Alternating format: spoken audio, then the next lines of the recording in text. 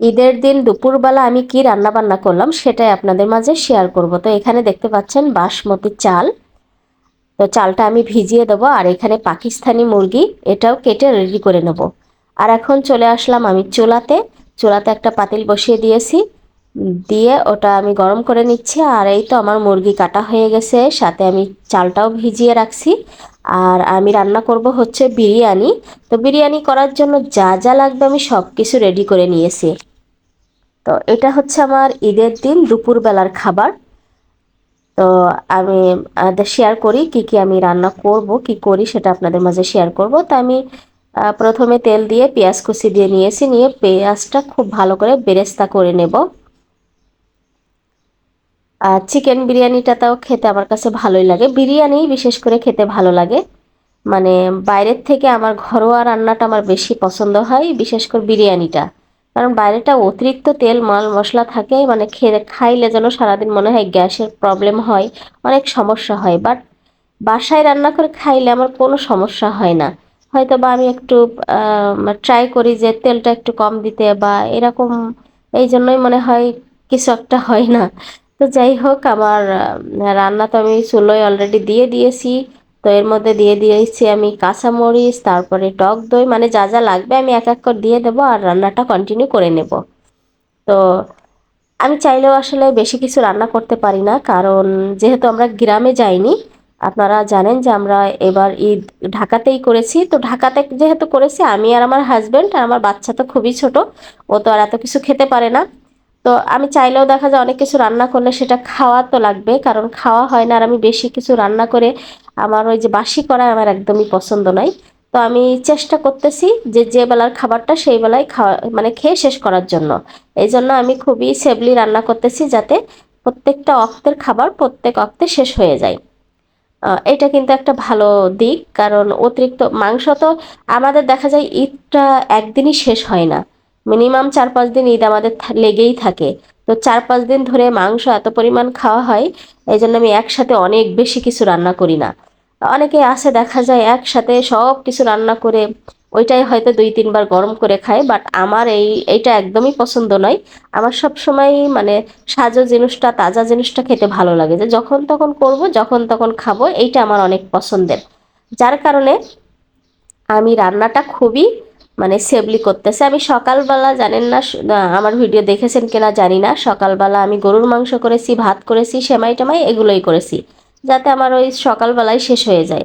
আবার দুপুরবেলায় যে বিরিয়ানি করতেছি, রাতে দেখে ইচ্ছা আছে কি করা যায়, হয় খিচুড়ি করব, না হলে অন্য কোনো কিছু করে নেব। তো এমনভাবে রান্না করতেছি যাতে যখনকার খাবার তখনই আমার শেষ হয়ে যায়।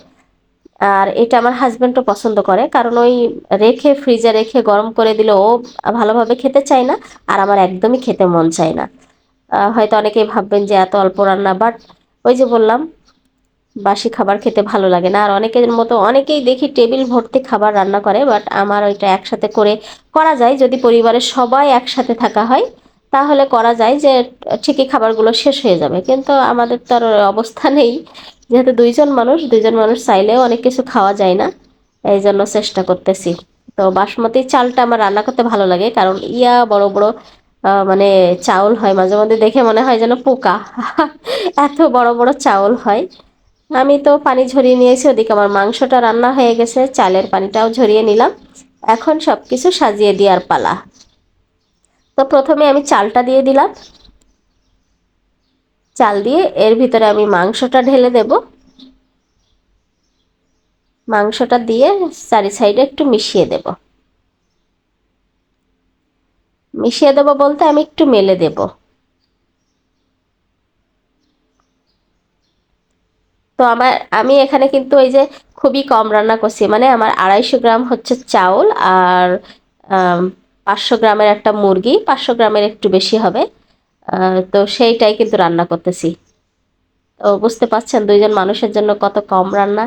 এই তারপরেও মনে হলো মানে খেয়ে শেষ করতে পারবো না, বেশি হয়েছে মনে হচ্ছে। তো এক এক করে সবকিছু আমি দিয়ে দিচ্ছি, এখানে কিশমিশ দিয়ে দিলাম, আলু বুখারা দিয়ে দিচ্ছি, বাদাম দেব, তারপরে কেওড়া জল, গোলাপ জল, সব কিছু আমি দিয়ে নিচ্ছি। দিয়ে এটা আমি ঢাকনা দিয়ে চুলোর পরে মানে একদমই লো আঁচ, কোনো রকম লো আঁচে দিয়ে আমি আধা ঘন্টা রেখে দেব।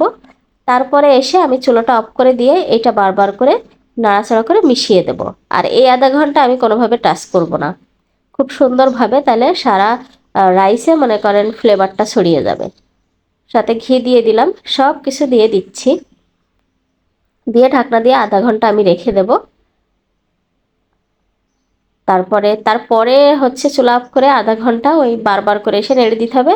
চুলার উপরেই থাকবে, তাহলে কি হবে, চুলার যে একটা গরম তাপ, এতে একদম রাইসটা ঝরঝরে হবে।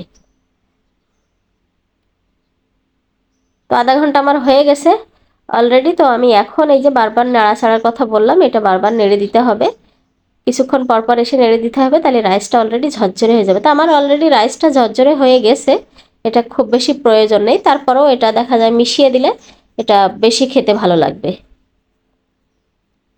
তো এই ছিল আমার ঈদের দিন দুপুরবেলার খাবার দাবার। তো কেমন লেগেছে আমার রান্না বান্না সব কিছু সবাই কমেন্ট করে জানাবেন। ভালো থাকবেন, আর সবাই অনেক বেশি বেশি খান, আমরা খেতে পারবো না। সবার জন্য দোয়া করি, সবার দিনটা ভালো যাক, সবাই ভালো থাকবেন, আমাদের জন্য দোয়া করবেন। আল্লাহ।